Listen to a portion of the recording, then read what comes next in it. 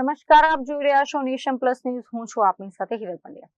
વિશ્વભરમાં માત્ર ગુજરાતના ગીરમાં જ જોવા મળતા એશિયાટિક સિંહોના અસ્તિત્વ સામે ફરી એકવાર જીવલેણ બેબેસિયા રોગચાળાનો મોટો ખતરો મંડરાઈ રહ્યો છે.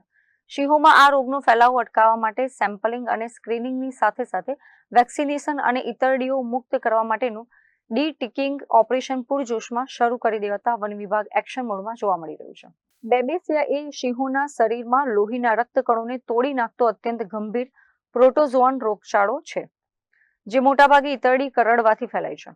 આ જીવલેણ વાયરસ ગીરના સાવજોનો ભોગ ન લે તે માટે વન વિભાગના ઉચ્ચ અધિકારીઓની સીધી દેખરેખ હેઠળ ગીર પૂર્વ અને પશ્ચિમ સહિતની તમામ 16 રેન્જમાં લોકડાઉન જેવી સ્થિતિ વચ્ચે સઘન સર્વેલન્સ હાથ ધરાવ્યું છે.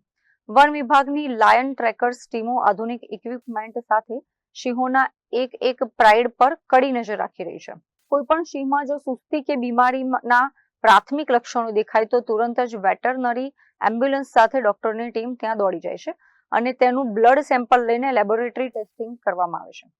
આ આખા ઓપરેશનના ભાગરૂપે વન વિભાગ દ્વારા સિંહોને આ રોગ સામે ઇમ્યુનિટી આપવા માટે ખાસ વેક્સિનેશન ટ્રીટમેન્ટ આપવામાં આવી રહી છે.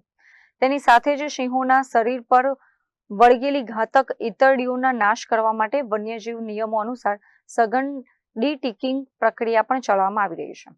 વન વિભાગ દ્વારા રાત દિવસ જોયા વગર હાથ ધરવામાં આવેલી આ અભૂતપૂર્વ કામગીરીના કારણે જંગલના રાજા ગણાતા સિંહોના મોતના ગ્રાફને અટકાવવા અને ગીરના ગૌરવને આ ગંભીર મહામારીમાંથી હેમખેમ ઉગારી લેવા માટેના શ્રેષ્ઠ અને ભગીરથ પ્રયાસો થઈ રહ્યા છે.